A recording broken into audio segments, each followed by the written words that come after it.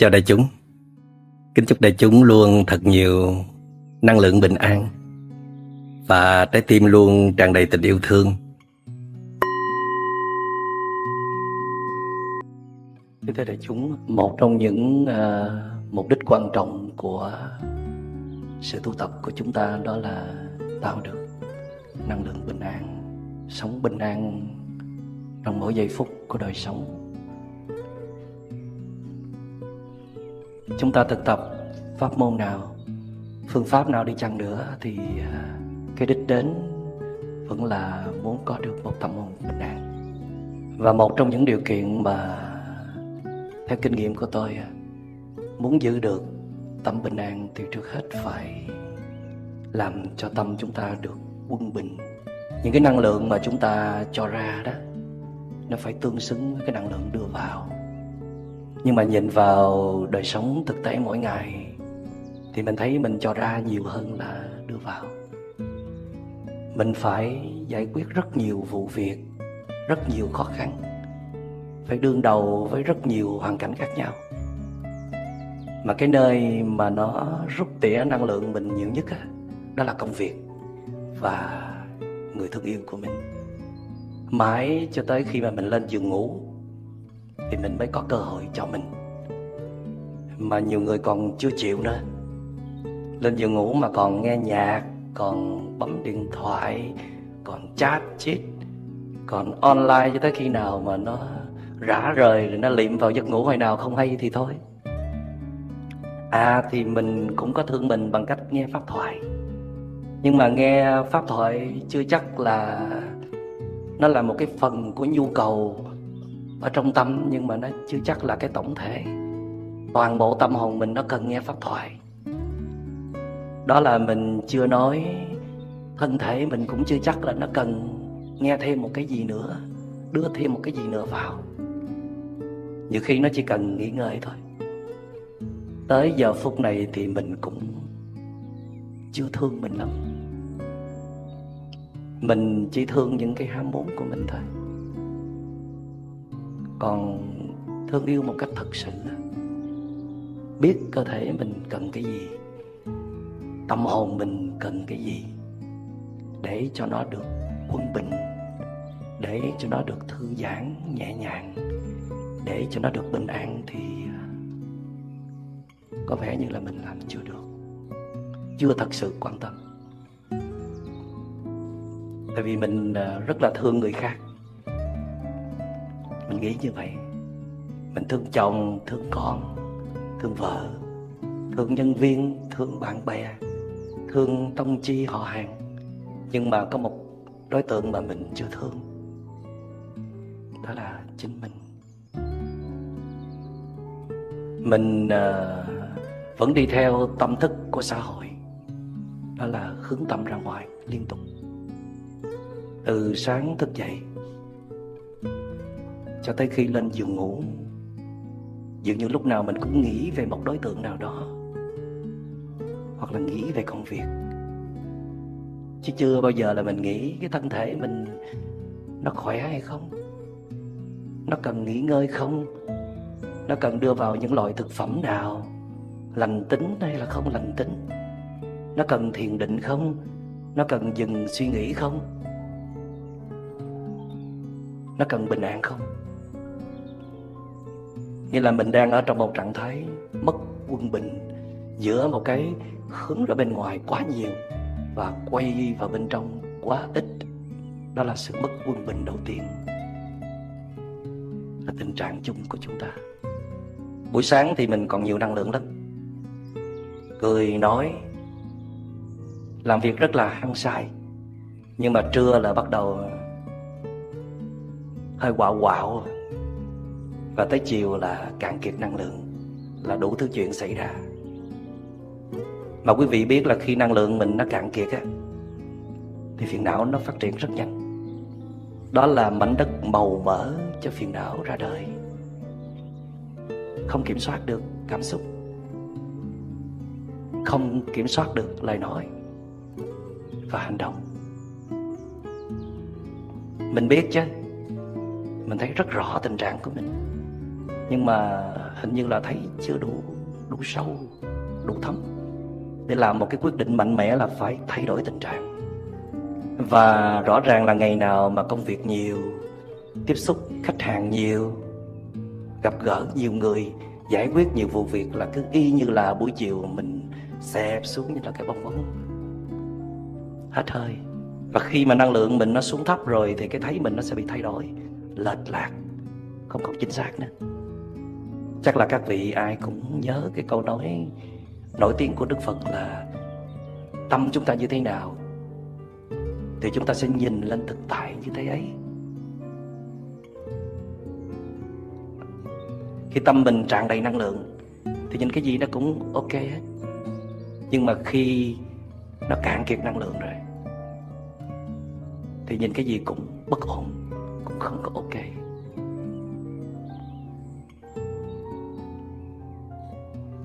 Nhưng mà ít nhất á, một người có tu tập phải biết cái chuyện đó. Phải biết khi mình nhìn một cái đối tượng mà khó ưa, khi mình không chấp nhận đối tượng đó, khi mình muốn loại trừ đối tượng đó là lúc mình đã cạn kiệt năng lượng. Phải biết cái chuyện đó. Nếu mình tu chưa giỏi tới cái mức lúc nào cũng chế tác năng lượng một cách tràn đầy thì ít nhất khi mà năng lượng tụt xuống mình phải biết. Và đừng tin vào cái thấy của mình tại thời điểm đó. Đừng tin. Không có chính xác. Cho nên khi mà mình nhìn một đối tượng không còn dễ thương nữa, trước đó thấy rất là dễ thương. Công việc cũng vậy. Trước đó mình rất là ưa thích công việc đó, nhưng mà sau đó thì mình không còn thích nữa. Thì đừng có tin tâm của mình liền. Phải lùi lại. Phải đi tìm một cái chỗ để làm cho thân tâm mình nó quân bình trở lại, làm cho năng lượng mình nó ổn định trở lại, thì có thể cái thấy của mình nó sẽ thay đổi. Cho nên nếu mà để nắm bắt được cái này cái nọ để đi tới thành công mà không có nghĩ gì tới hạnh phúc thì chúng ta không cần nghĩ tới sự quân bình, cứ dồn hết năng lượng cho công việc hay đối tượng mà chúng ta muốn nắm bắt. Còn nếu chúng ta quan tâm tới giá trị hạnh phúc, mà hạnh phúc á phải là hạnh phúc bền vững, hạnh phúc đến từ sự bình an của tâm hồn thì chúng ta buộc phải thiết lập cái đời sống trở lại sao cho quân bình giữa cái hướng ra bên ngoài và thời gian quay vào bên trong. Trước khi nói quay vào bên trong thì chúng ta phải nói tới những cái cơ bản hơn, đó là chúng ta phải sinh hoạt có bài bản, có giờ giấc đúng thời khóa, có thể dục, có ngủ nghỉ đúng giờ, có làm việc chừng mực. Khi nào thấy mệt thì phải nghỉ ngơi. Nói như nhạc sĩ Trịnh Công Sơn là mệt quá đôi chân này tìm tới chiếc ghế nghỉ ngơi. Mệt thì phải nghỉ chứ. Nhưng mà khi mà mình vác ba lô đi đường xa hàng chục dặm thì mệt là biết liền đi hết nổi nữa. Thì đi hết nổi nữa thì phải tìm một cái chỗ để ngồi nghỉ chứ, phải không quý vị? Nhưng mà khi chúng ta làm việc nó hấp dẫn lắm. 10 tiếng chưa mệt, 10 mấy tiếng cũng chưa mệt nữa. Với những công việc mà mình ưa thích, nó chạm vào tài năng, nó chạm vào bản ngã của mình. Hoặc là mình ngồi bên đối tượng thương yêu hàng ngày mà không có thấy chán. Đó là mình bị cảm xúc nó lấn át thôi. Chứ sự thật bên trong là có sự suy sụp năng lượng, có sự kiệt quệ, có sự mất mát, có sự rệu rã. Thành công thì cũng quan trọng, nhưng mà thành công không có hạnh phúc thì thành công không có nghĩa lý gì. Cho nên chúng ta cũng có những dự án, có những kế hoạch cần phải thực hiện. Chúng ta có những hoài bão, có những tham vọng thì chúng ta cũng cứ thực hiện. Nhưng mà làm sao để có thể thiết lập được cái sự cân bằng giữa cái năng lượng mà chúng ta tiết ra mỗi ngày và cái năng lượng thu lại. Thì như tôi đã nói là ngoài cái việc chúng ta sinh hoạt có bài bản, có thời khóa, biết cách chăm sóc cơ thể, chúng ta cần phải biết cách chăm sóc tâm hồn. Thì kinh nghiệm của tôi là thiền định. Thiền tập là một trong những cái phương pháp hữu hiệu để chúng ta lấy lại năng lượng mà chúng ta đã tiêu xài trong ngày. Mà nửa giờ ngồi thiền thì cũng không có đủ thiếu đâu các bạn. Phải thiền tập liên tục, phát triển thiền tập rộng khắp mọi nơi. Nơi nào chúng ta sinh hoạt, tiếp xúc, làm việc, chúng ta đều phải thiền tập. Cái sự mất quân bình thứ hai mà chúng ta đang phải đối mặt đó là giữa động với tĩnh. Đó là hướng ra ngoài nhiều quá, hướng vào bên trong rất là ít, hướng ngoại nhiều mà hướng nội ít. Thì cái vấn đề thứ hai của chúng ta đó là vì hướng ra ngoài nhiều cho nên động nó quá nhiều, mà cái phần tĩnh nó rất là ít. Và quý vị biết là nếu mà quý vị nào có thiền tập thì quý vị biết cái trạng thái khi mà mình làm cho cái tâm mình nó định tĩnh, những cáu bận phiền não nó lắng dịu xuống, thì cái tâm mình nó rất là sáng tỏ, rất sáng tỏ. Nó có thể nhìn mọi đối tượng một cách rất là chính xác. Hãy quân bình là tự nhiên sẽ sáng tỏ. Còn khi mà mình động ở đây nó đứng về mặt thân thể và kể cả trong tâm luôn. Khi mình dịch chuyển nhiều quá, lao theo đối tượng nhiều quá, khi mình hướng ra bên ngoài để nắm bắt nhiều quá, nhất là mình phải sử dụng rất nhiều phiền não để giải quyết những vụ việc.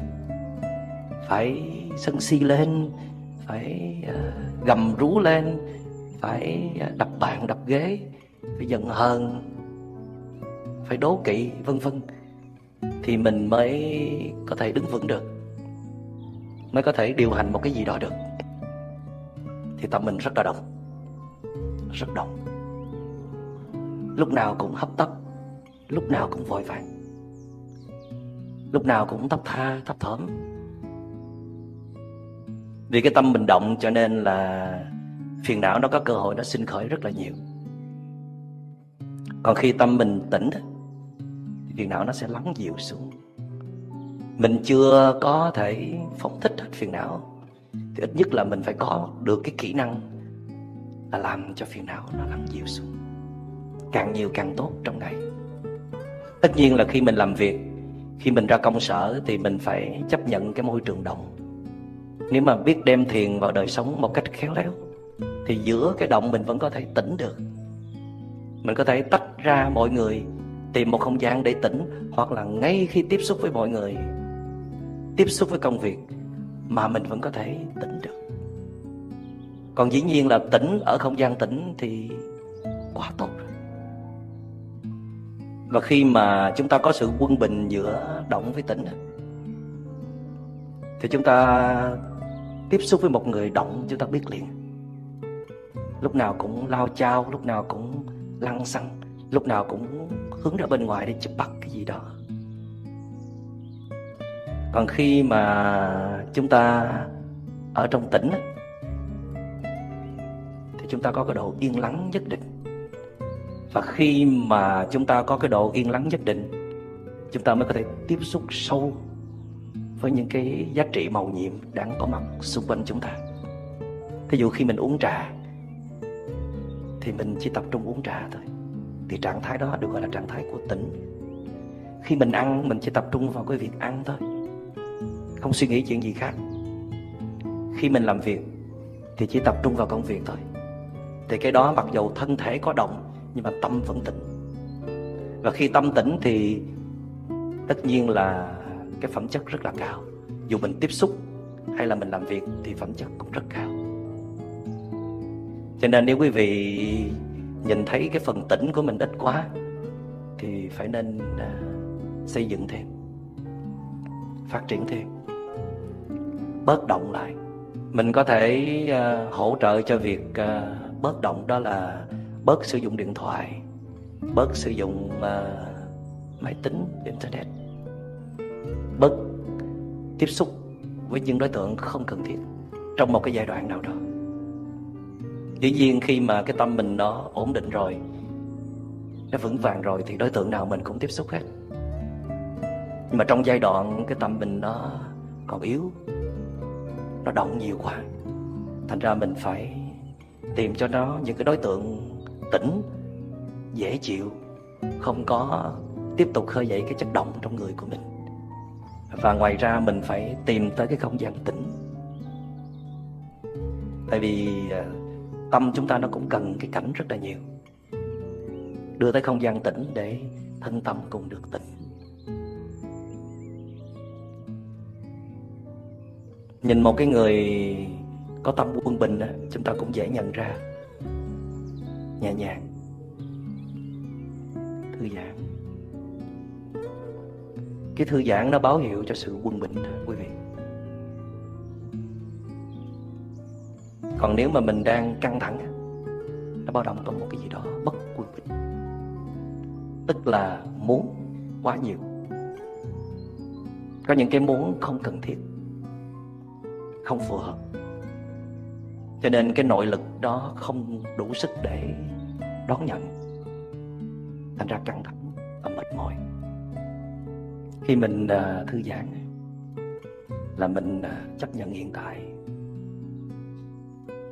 thấy được trong giây phút hiện tại có rất nhiều thứ quý giá để nâng niu, giữ gìn và thưởng thức. Tương lai không quá quan trọng, tương lai cũng cần thiết nhưng mà không quá quan trọng. Hết lòng với giây phút của hiện tại, cho nên rất là thoải mái, rất là thư giãn. Đức Phật có nói là quá khứ đã đi qua rồi, tương lai thì chưa tới. Phải quán chiếu giây phút của hiện tại, và tuệ giác chính là đây. Đừng tìm về quá khứ, đừng tưởng tới tương lai, an trú trong hiện tại. Tuệ giác chính là đây. Tuệ giác không bao giờ có ở tương lai, nó xảy ra trong cái giây phút của hiện tại.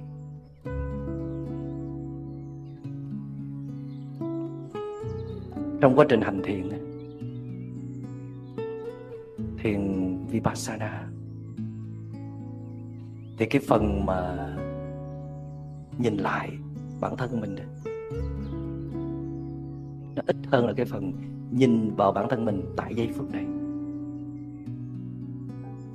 Tại vì khi mình nhìn lại là mình phải tư duy, mình phải nghĩ tưởng những cái gì mình đã nói, những gì mình đã làm ở trong quá khứ. Thì mình có thể sử dụng chánh tư duy, mình cũng có thể suy tưởng. Nhưng mà Đức Phật khuyên chúng ta nên giới hạn cái phần đó, ít dùng chánh tư duy. Thay vào đó chúng ta dùng chánh niệm. Chánh niệm là không suy nghĩ, là cảm nhận các đối tượng ở xung quanh chúng ta hay là ở trong chúng ta tại thời điểm này, giây phút này, gọi là đương niệm. Đương niệm là tại thời điểm này thôi, chứ không phải là phút trước hay là giờ trước. Mà nếu mà mình sống trong đương niệm cạn nhiều thì tuệ giác mới có cơ hội sinh khởi. Cho nên cái sự cân bằng kế tiếp đó là giữa cái nhìn lại và cái nhìn mình ngay thực tại, ngay giây phút này. Nhưng mà hầu hết chúng ta là hay nhìn lại mình, nhìn lại những gì mình đã làm, đã nói, đã tư duy. Mỗi khi mà mình làm khổ ai đó, mỗi khi mình bị người nào đó phê bình chỉ trích hay là giận hờn mình, thì mình có nhìn nhưng mà nhìn lại. Thì thiền thì không khuyên chúng ta nhìn lại nhiều, mà nhìn tại giây phút này. Cái gì nó đang diễn ra trong tâm chúng ta vậy? Cái gì nó đang diễn ra trong cái dòng cảm thọ của chúng ta vậy? Cái gì nó đang diễn ra trên cơ thể của chúng ta vậy? Đó là cái chúng ta cần biết. Hồi nãy chúng ta nói là chúng ta hướng ra bên ngoài nhiều quá mà không có hướng vào bên trong. Nhưng mà quý vị biết là có nhiều người cũng rất là hướng nội, tại vì họ hướng vào trong nhiều quá mà họ không biết làm gì, chỉ ngồi đó nghĩ, tưởng tượng, phân tích, mổ xẻ, giải thích, lý luận. Nhưng cái đó nó không có giúp ích nhiều, giúp có chút xíu thôi. Mà khi nhìn lại mình đó, khi nhìn vào bên trong thì nhìn vào giây phút này là quan trọng hơn. Và khi mà quý vị chọn một đối tượng nào đó ở trong hiện tại để chú tâm vào, để gắn kết, để tiếp xúc, để thưởng thức á, thì sự thư giãn nó sẽ xảy ra. Có nghĩa là quý vị cũng có kế hoạch, cũng có dự án, nhưng mà từ từ tỉnh, thưởng thức cái giây phút hiện tại trước đã. Hiện tại cũng hay lắm, cũng mầu nhiệm lắm. Mà cái hiện tại này là cái trong quá khứ mà chúng ta đã từng mơ ước nè, và nó đang hiện hữu cho chúng ta nè. Tại sao chúng ta lại hờ hững? Tại sao chúng ta lại vô tâm? Mà chúng ta lại tin rằng những cái sắp xảy ra nó mới hấp dẫn hơn. Đức Phật nói đừng tìm thì sẽ gặp. Đừng tìm hạnh phúc thì sẽ gặp. Nó rất là khác với cái quan điểm của chúng ta là phải nắm bắt càng nhiều thì mới có hạnh phúc. The pursuit of happiness, mưu cầu hạnh phúc là một cái quyền cơ bản của công dân Mỹ khi mà chúng ta tuyên thệ để trở thành một công dân Mỹ. Thì nó có cái cụm từ đó, và cả đời chúng ta vẫn cứ đi tìm hết cái này tới cái khác, chưa bao giờ cảm thấy thỏa mãn. Có thỏa mãn nhưng mà ngắn lắm. Chưa bao giờ dừng lại lâu để thưởng thức một cái gì. Đức Phật nói chúng ta có đầy đủ những điều kiện của hạnh phúc hết rồi, đủ hết. Chỉ cần dừng lại, tiếp xúc sâu vào là có hạnh phúc. Tại vì hạnh phúc nó thuộc về tâm hồn, nó thuộc về tâm, chứ không phải tùy thuộc vào những cái giá trị ở bên ngoài. Những cái ở bên ngoài, những đối tượng mà chúng ta muốn nắm bắt á, nó cũng có thể đem lại chúng ta một chút cái cảm giác sung sướng, khoan khoái, đã, sướng. Nhưng mà nó tan biến rất nhanh.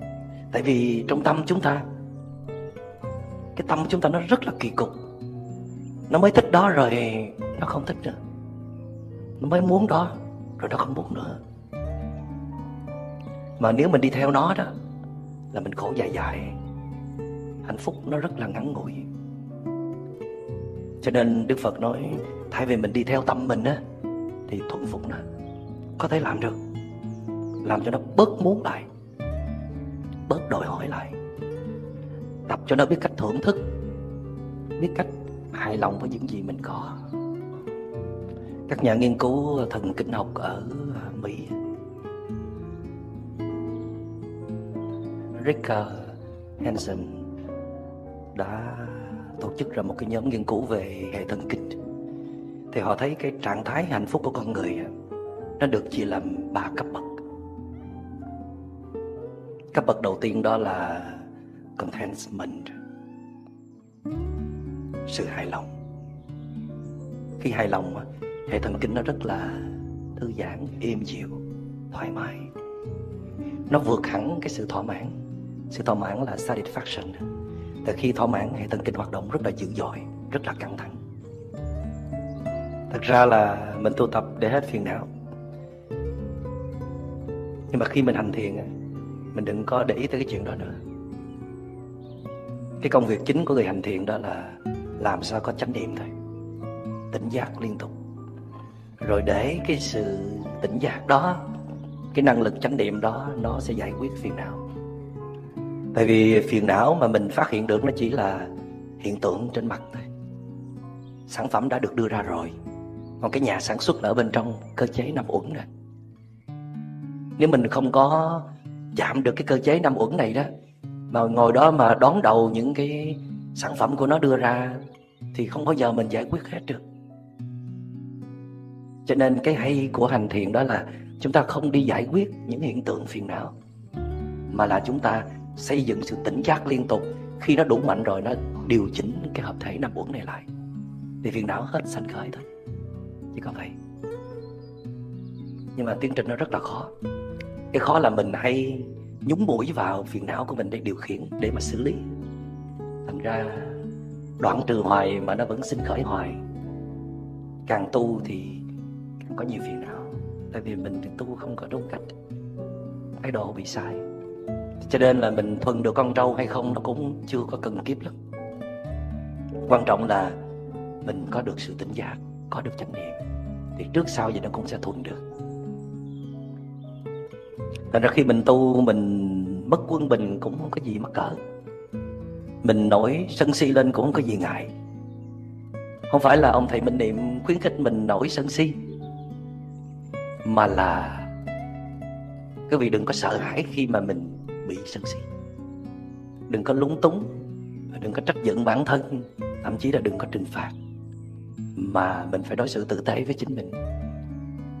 Quan trọng là phải kịp thời quay trở về với pháp hành của mình, phương pháp mà mình hành trì, xây dựng sự tỉnh giác trở lại, xây dựng chánh niệm trở lại.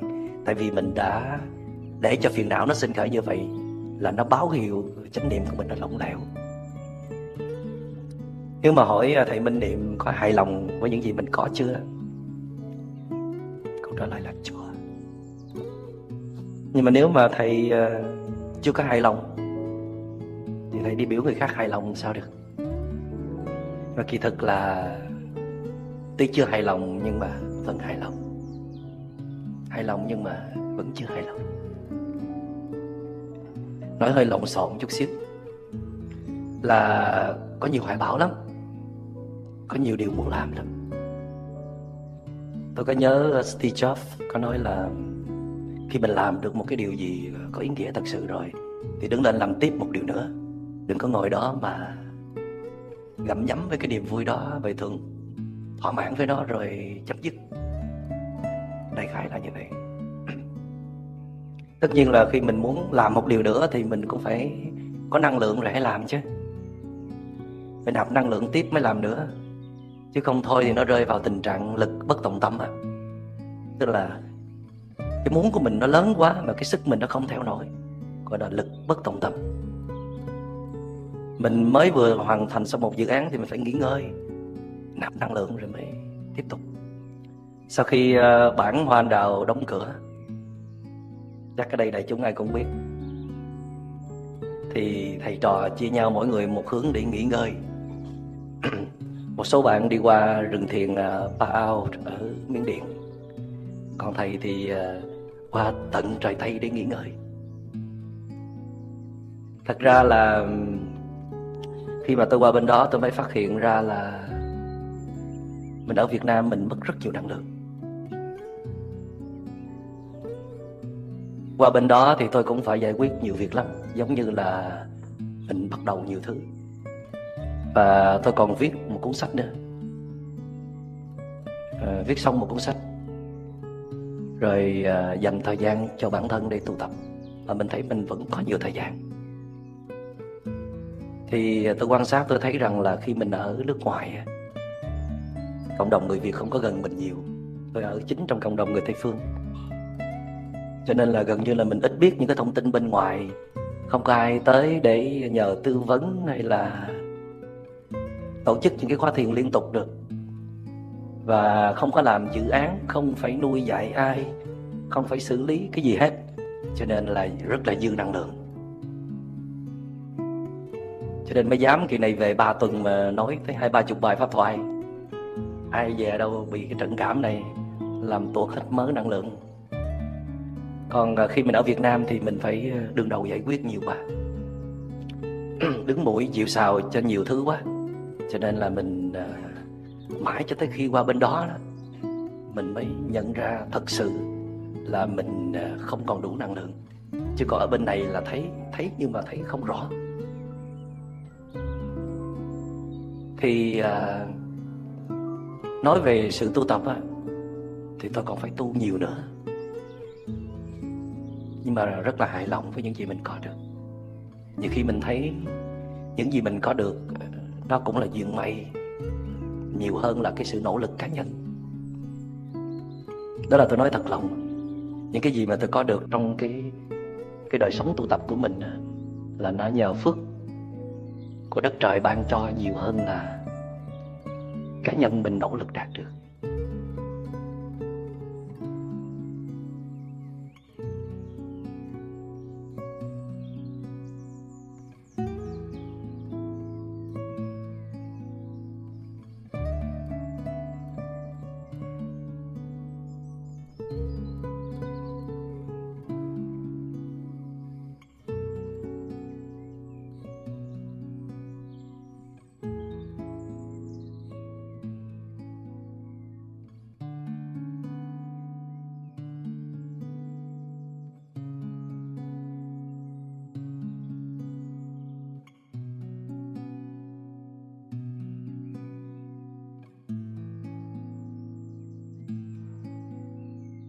Cho nên rất là hài lòng.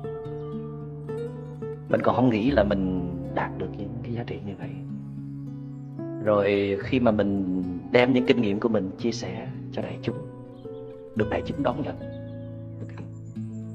và có kết quả nó ngoài cái sự mong đợi của mình, thì có gì nữa mà không hài lòng. Dĩ nhiên là mình sẽ muốn có nhiều đại chúng hơn, những cái kinh nghiệm mình được đi xa hơn. Nhưng mà tôi cũng là cái người biết tri thiên mệnh. Mặc dầu là Khổng Tử nói 50 tuổi là bạn phải tri thiên mệnh, nhưng mà tôi mới có 40 tuổi, tôi cũng đã tri thiên mệnh. Tức là biết cơ trời, biết coi trời đất như thế nào, biết nhìn xa trông rộng, biết tuân theo nguyên tắc vận hành của trời đất, biết thuận theo hoàn cảnh. Cho nên là mọi thứ nó còn tùy thuộc vào nhân duyên, chứ mình không phải đó ngồi đó muốn mà được. Nhưng mà họ có muốn không thì cũng có, nhưng mà nó không có thúc ép mình, nó không làm cho mình mất đi cái cơ hội thưởng thức những cái gì mình đang có, nó không làm cho mình mất quân bình, mất sự thư giãn. Cho nên hài lòng thì hài lòng thật, nhưng mà muốn thì vẫn còn muốn. Nhưng mà vẫn nhắc lại là không phải vì cái muốn đó mà đánh mất sự hài lòng. Cái giá trị thứ hai nữa là inner peace. Theo các nhà thần kinh học ở Mỹ, là trạng thái hạnh phúc đứng thứ hai sau cái contentment. Inner peace, bình yên đến từ bên trong.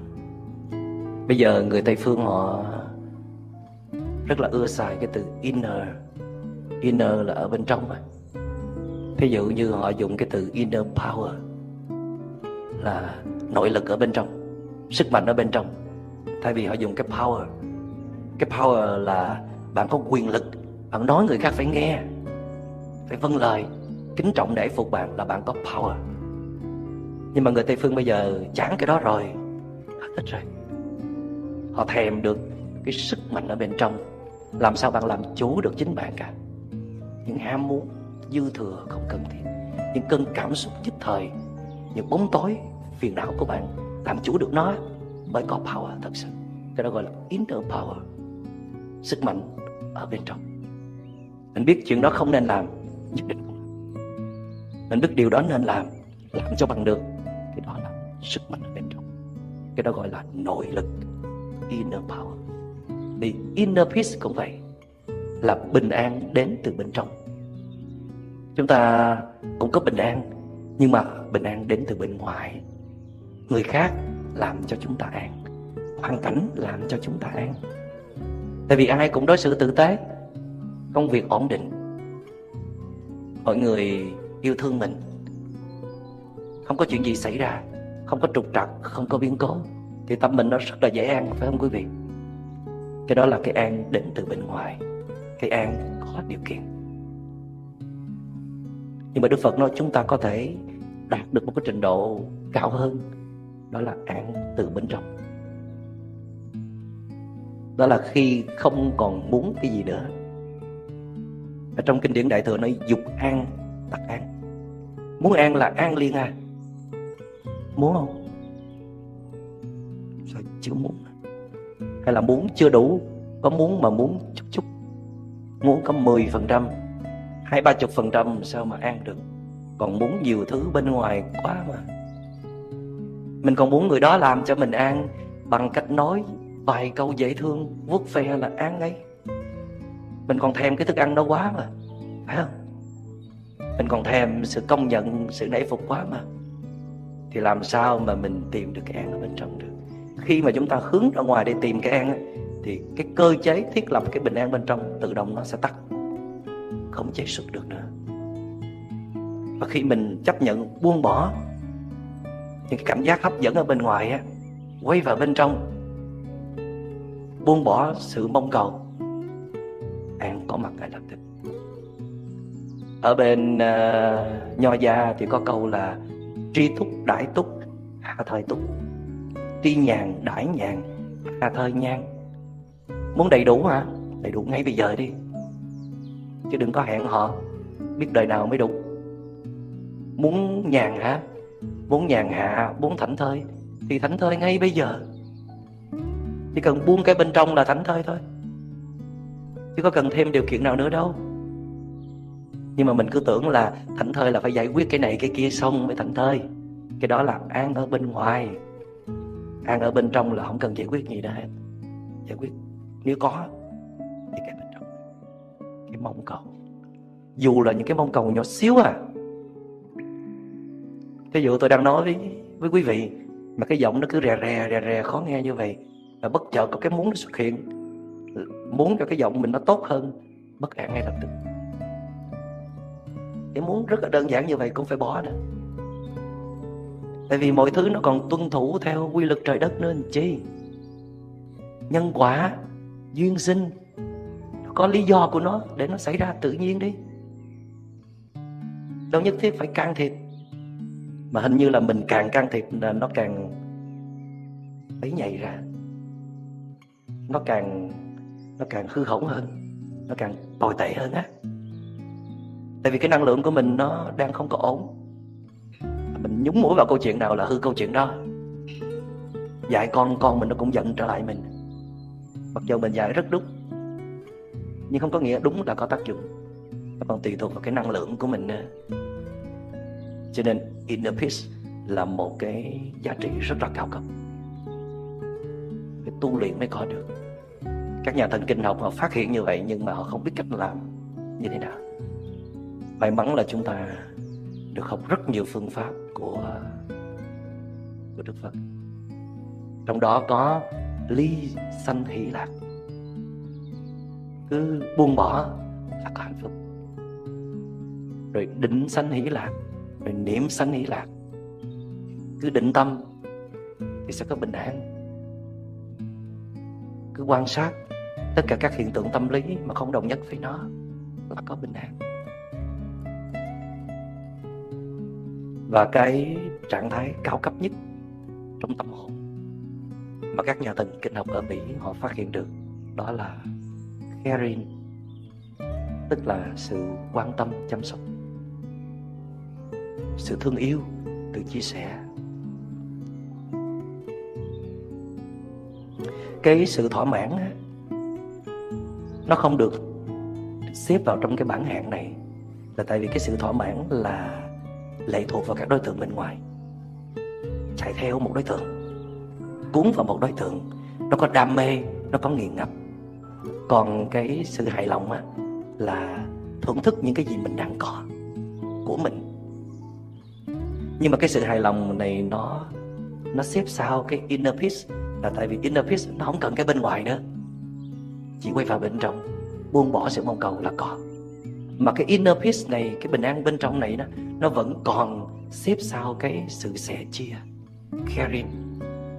Tại vì cái bình yên ở bên trong là vẫn còn đứng trên cái tự ngã cho mình, giới hạn trong một cái không gian nhỏ hẹp. Còn sẻ chia là thấy tất cả các đối tượng xung quanh đều là thân mạng của mình, đều là pháp thân của mình, đều là những giá trị mầu nhiệm không ngừng nuôi dưỡng mình. Cho nên là mình có trách nhiệm muốn nuôi dưỡng, muốn chăm sóc, muốn yêu thương. Đó là cái đỉnh cao nhất của sự bình an, của hạnh phúc mà con người có thể đạt được. Vậy thì cái sự quân bình mà tôi muốn nói kế tiếp nữa, đó là sự quân bình giữa cái tự lợi và lợi tha, giữa cái cho mình và cho người. Nhiều khi quý vị nghĩ rằng là mình đang sống vì người khác, sống vì chồng, vì con, vì cha, vì mẹ, vì công việc, vì nhân viên, vì sếp, vì khách hàng. Chưa chắc. Chưa chắc. Chúng ta cần phải xét lại. Khi mà chúng ta vì một đối tượng nào thật sự đó, thì cho dù đối tượng đó có như thế nào, thì chúng ta vẫn tiếp tục yêu thương, tiếp tục nuôi dưỡng, tiếp tục kết nối liên hệ. Nhưng mà nhìn vào sự thật có lẽ không phải là như vậy. Chúng ta yêu thương đối tượng nào cũng có điều kiện hết. Chúng ta giúp đỡ người nào cũng có điều kiện hết. Nếu mà quý vị cho rằng là thưa thầy, con đã từng giúp đỡ một đối tượng không có điều kiện nào hết, thưa thầy, con không cần họ phải báo đáp gì cho con hết, đền trả gì hết, như vậy là không có điều kiện mà. Thì tôi vẫn nói rằng là vẫn có điều kiện. Điều kiện ngầm. Điều kiện ngầm đó là khi người đó phản công trở lại, khi người đó phản bội mình, người đó bêu xấu mình, người đó chính thức tấn công xúc phạm mình, người đó làm khổ mình, thì quý vị còn thương nổi nữa không? Còn giúp đỡ nổi nữa không? Như vậy thì điều kiện tuy không đặt ra nhưng mà vẫn hàm chứa ở bên trong. Như vậy cũng chưa hẳn là vì người đâu. Cho nên Đức Phật nói thì mình sống trong cuộc đời này thì mình phải có trách nhiệm bổn phận. Nhưng mà mình chưa đạt được tới một cái trình độ vì người hoàn toàn đâu. Nó phải trải qua một cái giai đoạn tu luyện tự lợi, phải chăm sóc tốt bản thân, chăm sóc tốt phiền não, làm chủ được cảm xúc, làm chủ được phiền não. Quá trình đó phải trải qua rất lâu quý vị. Thuần ra, làm cho con người mình nó mềm ra, nhẹ nhàng, dễ thương, nhiều năng lượng bình an. Thì khi giúp một người nào đó thì mới giúp thật sự, vì một người nào đó thì mới vì thật sự. Lúc đó mình không còn đứng trên một cái tự ngã để mà vì nữa rồi, đứng trên lòng yêu thương không điều kiện. Cho nên nếu quý vị thấy hàng ngày mình cứ chạy lăng xăng lo cho người này người nọ đó, thì phải bớt lại. Cái đó là mình đang phục vụ những cái muốn của mình, phục vụ cho cảm xúc của bản ngã. Thay vì mình chăm sóc họ quá nhiều thì quý vị nên dành thời gian chăm sóc cho chính mình nhiều hơn. Câu hỏi đặt ra là như vậy có phải là một sự ích kỷ không? Câu trả lời là không. Tại vì quý vị mà chăm sóc họ ít lại và quý vị dễ thương hơn, biết lắng nghe hơn, bớt độc tài, bớt khó chịu, bớt kiểm soát. Nhiều khi họ còn thích hơn, mà họ đang cần cái đó, chứ không phải là cần quý vị chăm sóc nhiều hơn đâu. Mình chăm sóc một đối tượng nào nhiều quá mà họ sợ luôn, họ ngán luôn, mà mình không chịu dừng lại. Tại vì sao? Tại vì mình muốn mà họ không muốn. Anh ơi, cho em chăm sóc anh nghe. Không đủ rồi, cho đi mà. Không cho làm sao em chịu nổi. Không cho thì làm sao biết rằng em đang thương anh. Như vậy là mình muốn chứ bên kia ta đâu có muốn, phải không? Khi mình giúp một đối tượng nào mà đối tượng đó không có hạnh phúc, không thấy bình an, không thấy thoải mái, không thấy những giá trị lợi ích thiết thực một cách tích cực, sự giúp đỡ đó sai lầm, không có giá trị, không cần thiết, dư thừa và đưa tới những cái khổ lụy. Người thương của mình nhiều khi chỉ cần mình biết gì không? Đừng làm gì hết. Không lẽ giờ họ nói như vậy thì nó cực kỳ quá. Không lẽ họ nói rằng là ba mẹ ơi, đừng có giúp con nữa, đừng có cho con nữa thì nó bất hiếu quá. Nói là em ơi, đừng có chăm sóc anh nữa thì nó vô tình quá. Nhưng mà mỗi khi mình chăm sóc một người nào là mình làm khổ người đó. Kỳ cục thế. Là tại vì mình thấy nhân danh tình thương lắm. Mình ý mình thương người đó, mình muốn làm gì mình làm, chứ mình không có biết người đó cần cái gì và không cần cái gì, phải không?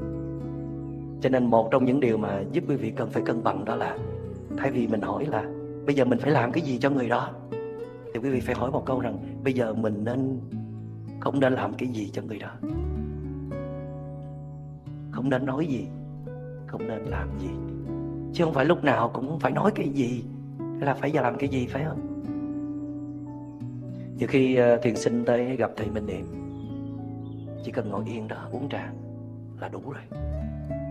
Không cần phải chạy lăng xăng lo bánh, lo trà, lo nước, lo trái cây, hương hoa, trà quả, nhang đèn nến gì, không cần. Mà nhiều khi Phật tử cần làm vậy, chứ ông thầy không cần. Vì thầy đó đi xa về rất là mệt, chỉ muốn ngồi nghỉ thôi. Mà nhiều khi không lẽ ông nói thôi quý vị về sớm giùm cho, thì nó cũng kỳ cục quá. Tại vì người ta chờ mình mà.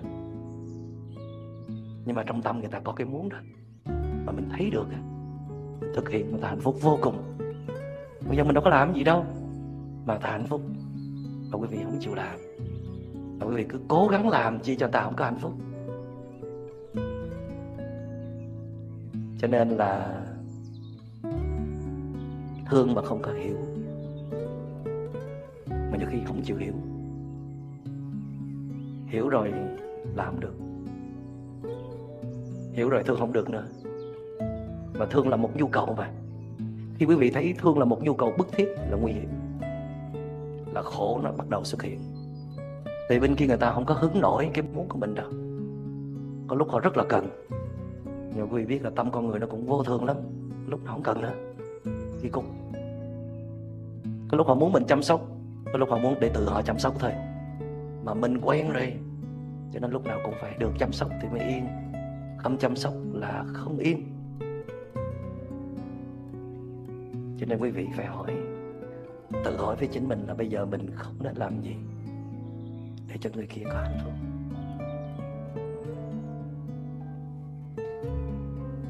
Bớt vì người khác lại, không phải là bớt luôn. Tại vì mình vì người khác mà người khác không có hạnh phúc thì bớt lại, vì mình đi. Đức Phật đề nghị chúng ta tu đi, thanh tịnh tâm hồn đi, lấy bớt phiền não ra đi, rồi hãy thương người khác. Chứ đang khổ đau ê chề mà rủ rê người ta vào cuộc đời mình làm gì? Chết chung à? Chết chung cho vui.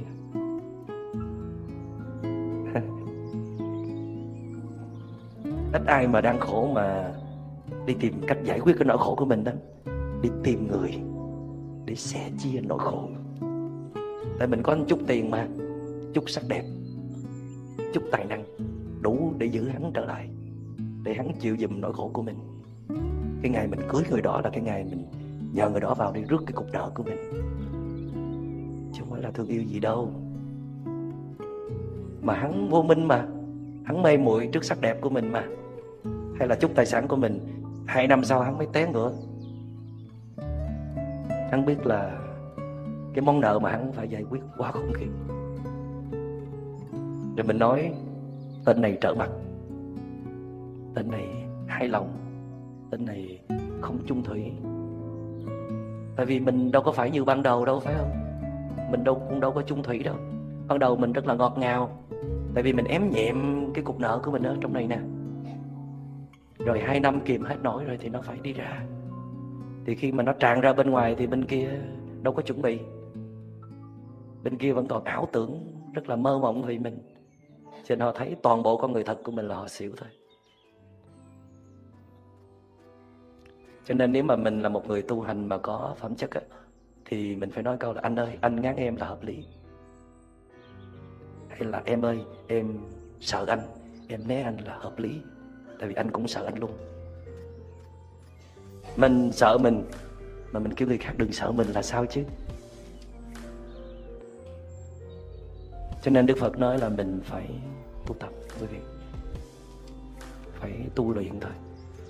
Phải dọn dẹp bớt rác rến ở bên trong, sửa sang nhà cửa cho nó khang trang. Nó không khang trang thì nó cũng gọn gàng. Đừng có siêu vẹo, đừng có bề bộn. Căn nhà true home, căn nhà đích thực là ở trong tâm của mình.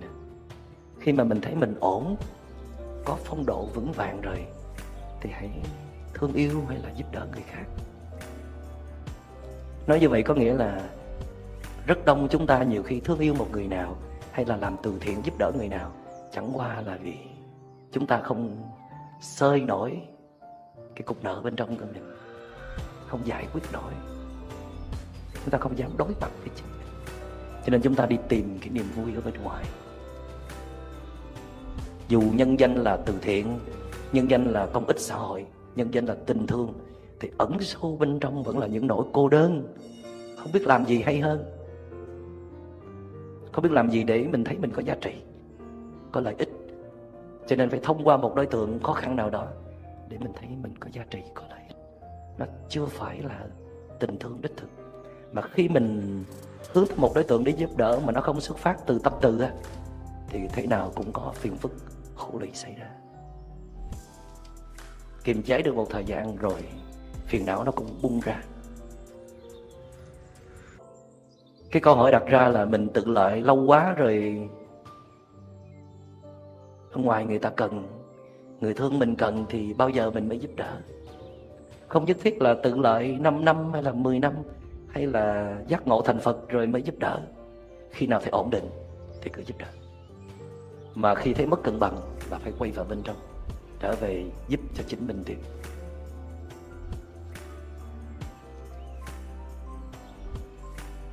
Hôm nào thấy thư thái, bình an, hạnh phúc thì hãy làm một điều gì đó, hoặc là hơn một điều có lợi ích cho người khác, thì chắc chắn là đó là một sự lợi ích thật sự. Còn đang khổ, đang có bão ở trong lòng, đang mất năng lượng thì làm ơn đừng giúp ai hết. Thứ nhất là không làm khổ người đó. Thứ hai, để mình đừng có hiểu lầm là mình đang là người tử tế. Mình đang là người tử tế, chưa tử tế đâu. Mong mượn người khác để mà tìm lấy niềm vui, để mà tìm sự cân bằng, để mà bớt sầu khổ, thì đó không phải là một sự tử tế.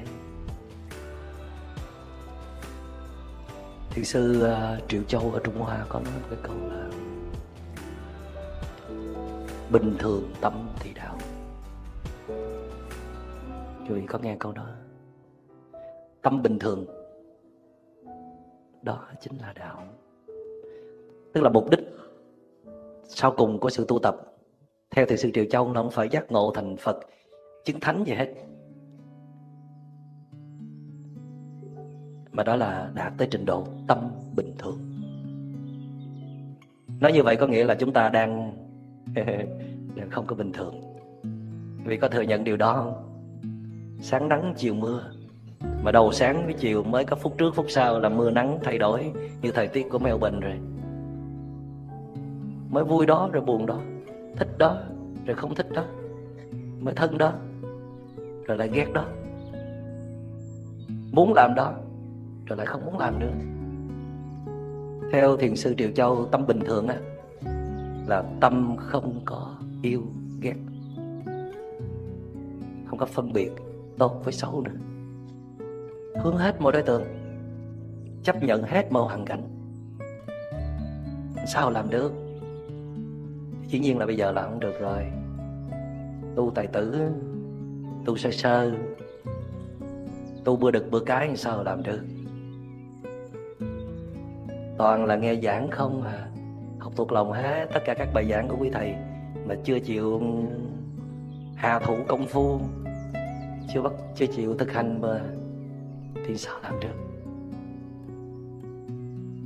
Tại vì chúng tôi thực tập về Vipassana dòng quán tâm, cho nên chúng tôi công việc chính của chúng tôi đó là quan sát phiền não.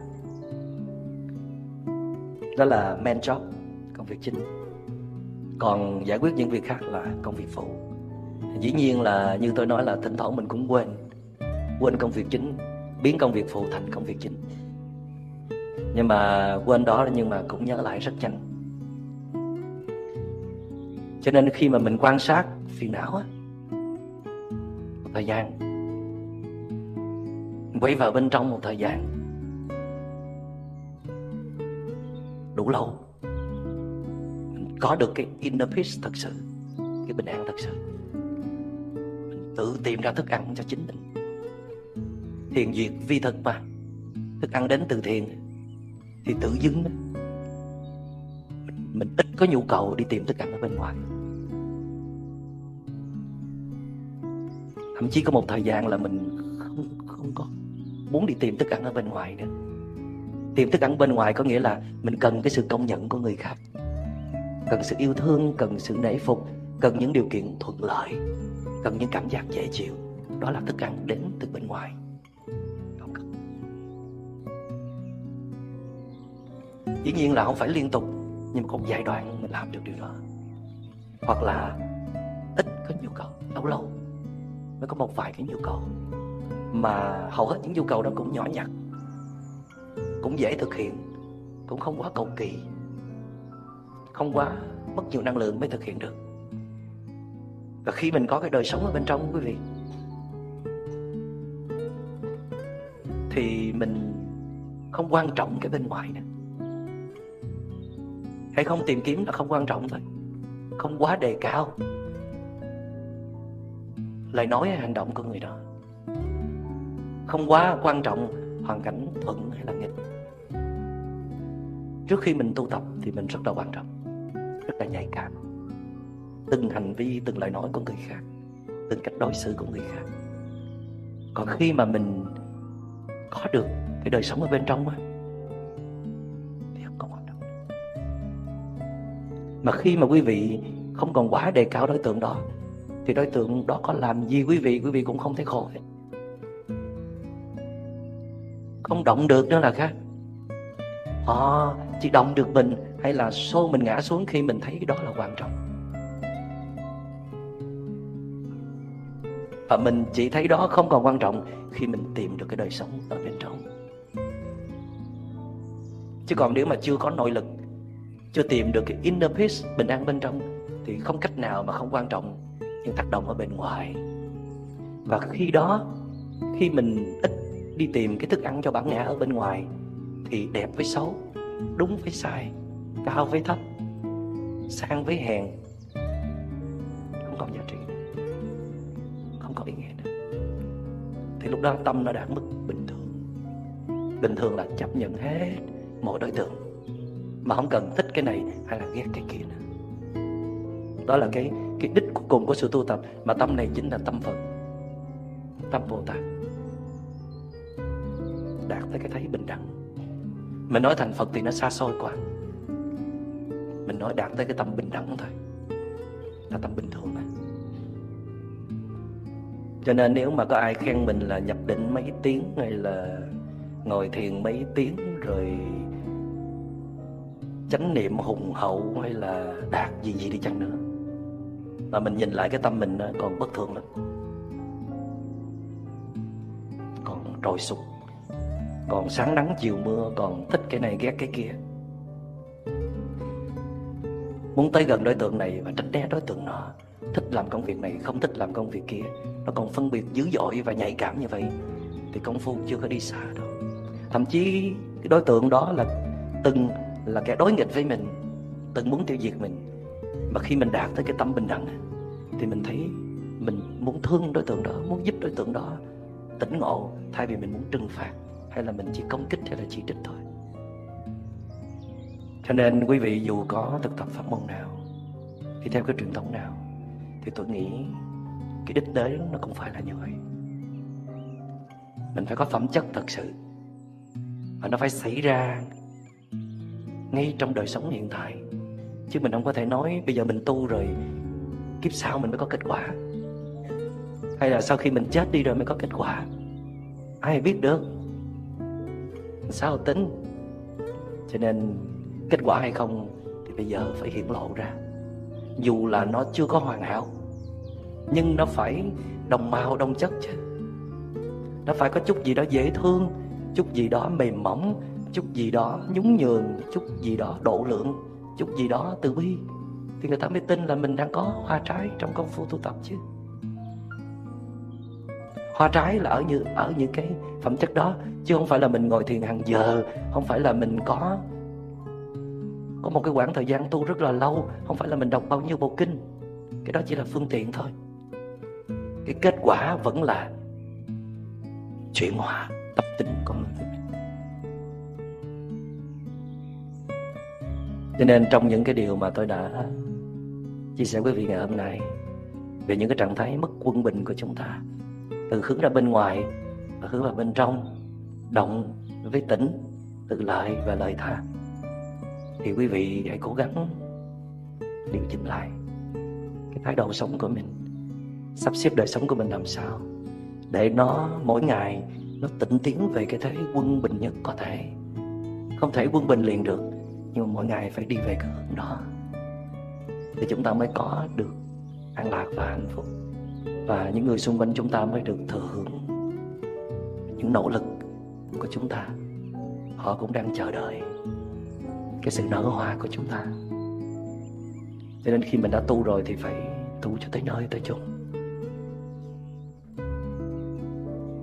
Người ta lên núi để lấy gỗ trầm hương, người ta vác gỗ trầm hương xuống, thì tại sao mình phải vác củi xuống chứ? Người ta thực tập có hoa trái được, tại sao mình lại coi thường mình mà mình không làm cho sự thực tập mình có hoa trái? Mình đang bị kẹt ở chỗ nào? Ở phương pháp hành trì hay là ở thái độ tu tập? Nỗ lực đủ chưa? Thái độ có đúng đắn không?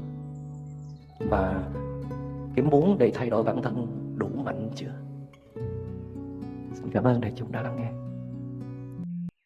Xin chào quý thính giả. Chào mừng các bạn đã đến với kênh Hành Trình Sống Tỉnh Thức, nơi chúng ta cùng nhau khám phá những bài học quý giá trong cuộc sống qua ánh sáng của Phật giáo. Trong tập podcast hôm nay, chúng ta sẽ cùng nhau tìm hiểu về một chủ đề vô cùng quan trọng: học chấp nhận để sống vui từng ngày.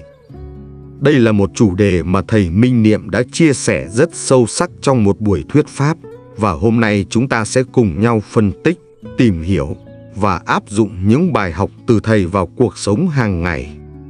Hãy tưởng tượng một cuộc sống nơi bạn không bị áp lực bởi những điều không thể thay đổi, không phải lo lắng về quá khứ hay tương lai, mà có thể sống trọn vẹn với từng khoảnh khắc hiện tại. Và chìa khóa để làm được điều đó chính là chấp nhận. Nào chúng ta cùng phân tích chủ đề chính nhé. Thầy Minh Niệm đã chia sẻ rằng chấp nhận không phải là sự buông bỏ, không phải là từ bỏ hay thỏa hiệp với những điều xấu, mà là một thái độ sống thấu hiểu.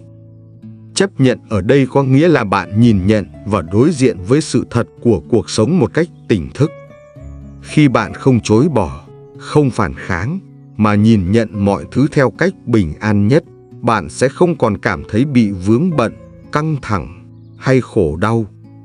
Chấp nhận không có nghĩa là bất lực, mà là bạn biết rõ điều gì bạn có thể thay đổi và điều gì không thể. Việc học chấp nhận là cách để sống an lạc trong mọi hoàn cảnh, bởi vì khi bạn chấp nhận, bạn không còn gánh chịu những cảm giác tiêu cực từ những điều bạn không thể kiểm soát. Thầy Minh Niệm nhấn mạnh rằng, trong quá trình tu tập, nếu không học cách chấp nhận, bạn sẽ không thể trải nghiệm được sự bình an đích thực. Và bình an chính là trạng thái tự nhiên của tâm hồn khi bạn không còn bận tâm, không còn gánh nặng về những điều đã qua hoặc những lo lắng về tương lai. Để minh họa rõ nét hơn, xin mời quý thính giả nghe các câu chuyện thiền định sau đây. Câu chuyện chấp nhận cảm xúc. Trong một buổi thiền, có một thiền sinh cảm thấy cơn giận bùng lên mạnh mẽ. Thầy Minh Niệm đã bảo anh ta, đừng cố gắng đẩy cơn giận đi. Hãy ngồi với nó, quan sát nó. Khi bạn chấp nhận và đối diện với cơn giận, bạn sẽ thấy rằng nó sẽ tự giảm đi mà không cần phải làm gì. Bài học rút ra là chấp nhận cảm xúc thay vì chống đối nó sẽ giúp bạn bình an hơn. Câu chuyện làm thế nào để giữ tâm bình an? Một thiền sinh hỏi thầy Minh Niệm làm thế nào để có thể giữ tâm bình an giữa những căng thẳng trong cuộc sống. Thầy trả lời, hãy tưởng tượng tâm của bạn như một chén nước trong. Nếu bạn liên tục xao động, nước sẽ đục. Chỉ khi bạn ngừng động, nước mới lại trong veo. Bài học câu chuyện là bình an đến khi bạn ngừng phản kháng với những sóng gió trong cuộc đời. Câu chuyện bực bội vì chiếc áo rách. Thầy Minh Niệm kể về một người đàn ông luôn bực bội vì chiếc áo rách của mình. Nhưng khi ông ta chấp nhận chiếc áo đó như là một phần của cuộc sống, ông nhận ra rằng nó không còn là vấn đề nữa.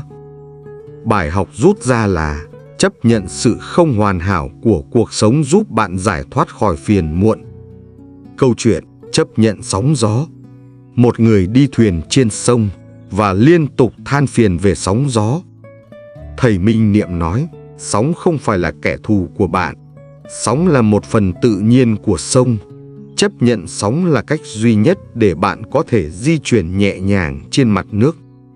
Bài học rút ra là chấp nhận thử thách sẽ giúp bạn vượt qua chúng một cách dễ dàng hơn. Câu chuyện hiểu thấu sự vững vàng. Một cây cổ thụ đứng vững dù bị gió bão tấn công. Thầy Minh Niệm chia sẻ rằng cây không chống lại gió mà chỉ vững vàng đứng yên. Đó chính là sự chấp nhận. Bài học câu chuyện là sự vững vàng đến từ sự chấp nhận và không chống cự. Câu chuyện những điều không thể thay đổi. Thầy Minh Niệm kể về một người chạy theo chiếc bóng của mình mà không bao giờ bắt được. Thầy nói, chiếc bóng chỉ có thể đi theo bạn, chứ không thể chạy theo nó. Hãy chấp nhận nó như một phần của chính mình. Bài học rút ra là khi bạn không còn chạy theo những điều không thể thay đổi, bạn sẽ thấy bình an. Câu chuyện lăng kính cuộc sống. Một thiền sinh luôn thấy cuộc sống mờ mịt như qua chiếc kính mờ. Thầy Minh Niệm chỉ ra rằng nếu anh ta lau sạch kính, anh sẽ thấy rõ. Cuộc sống không phải là vấn đề, mà là cách bạn nhìn nhận nó. Bài học câu chuyện là chấp nhận và thay đổi cách nhìn nhận có thể giúp bạn thấy rõ hơn. Câu chuyện bông hoa tuệ giác. Một bông hoa nở trong vườn, không so sánh mình với hoa khác. Thầy Minh Niệm nói, hoa không cần phải đấu tranh để nở đẹp. Nó chỉ cần chấp nhận bản thân và vươn mình. Bài học câu chuyện là chấp nhận bản thân là chìa khóa để sống hài hòa với thế giới xung quanh. Câu chuyện chấp nhận để trưởng thành. Một người đi trên con đường đầy sỏi đá và liên tục kêu ca về sự đau đớn khi đi. Thầy Minh Niệm khuyên, đừng mong muốn con đường phải bằng phẳng. Hãy chấp nhận những viên sỏi như là một phần của hành trình.